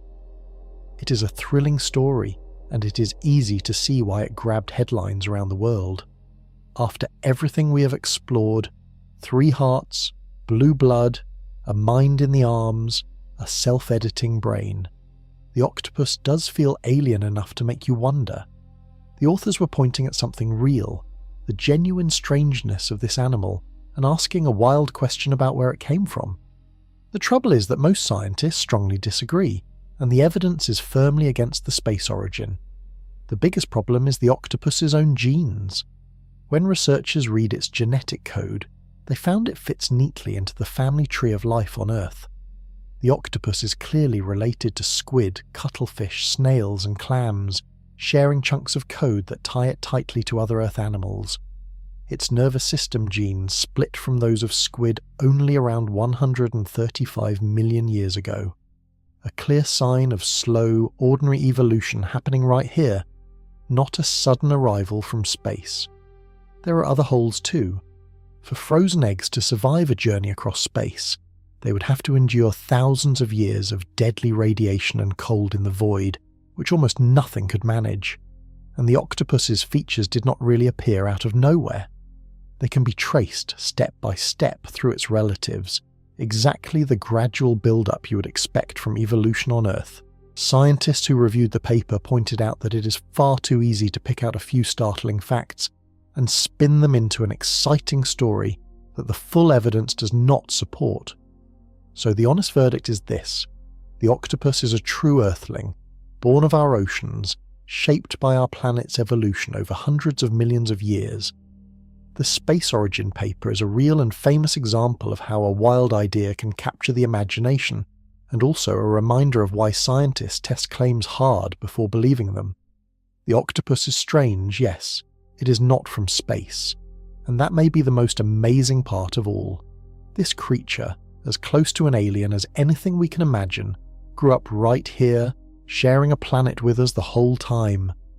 Which leaves one last question, the biggest one. If a mind this alien could rise from our own oceans, what does that tell us about the minds we might one day find out among the stars? The octopus teaches us the most important lesson we have for the search for life beyond Earth. A mind does not have to look anything like ours to be real. Think about the whole journey we've taken. We met an animal with 3 hearts and blue blood, a brain spread through 8 arms that think on their own, skin that tastes and senses light and flips through colours, a body with no bones, a genetic code it rewrites on the fly, and a brilliant mind that lives and dies in a year or 2, alone. Every piece of it was built on a separate branch of life, 600 million years away from us, by evolution running a completely different experiment. And it all happened right here, in the oceans of our own planet. That is the part that should stop you cold. For all of human history, when we imagined aliens, we pictured creatures more or less like us, with 1 head, 1 brain in that head, 2 eyes, a body run by a single command center. We assumed that any real intelligence out there would be a version of our own. The Octopus quietly shatters that assumption. It proves that a genuine, problem-solving, possibly dreaming mind can be packaged in a body so different from ours that we struggle to even describe it. So when scientists scan the stars for signs of life, the Octopus changes what they should be looking for. A truly alien creature might not have a face we recognize, or a brain where we expect one, or senses anything like sight and sound. It might think with its whole body. It might see with its skin. It might experience the world in ways we have no words for, because here on Earth the Octopus already does all of that. The Octopus widens our imagination, forcing us to accept that life elsewhere could be stranger than our wildest guesses. There is an even bigger idea hiding in all this, and it comes back to intelligence evolving twice. If a mind can arise independently 2 separate times on a single planet, on 2 unrelated branches of life, then minds may not be rare cosmic accidents. They may be something the universe produces again and again, wherever life gets the chance. Every octopus drifting over a reef is quiet evidence that thinking creatures might be scattered across the stars, waiting to be found. And here is the wonder of it. We do not have to wait for a spaceship or a signal from a distant world to meet an alien intelligence. One already shares our planet. It lives in the shallows and the crushing deep, in tide pools and warm springs 2 miles down. It opens jars, recognizes faces, builds little towns, holds grudges and dreams in colour, all while watching us with eyes that look almost like our own, but were built from a separate set of plans. The next time you see an octopus, in an aquarium, in a photo, in a video drifting across your screen, remember what you're actually looking at. You're meeting a mind that grew up on a different branch of life, a true earthling that is also the closest thing to an alien we have ever found. It learned to think without us, alone, in the dark, in the brief flash of a life. And it has been here, all along, in the water beside us the whole time,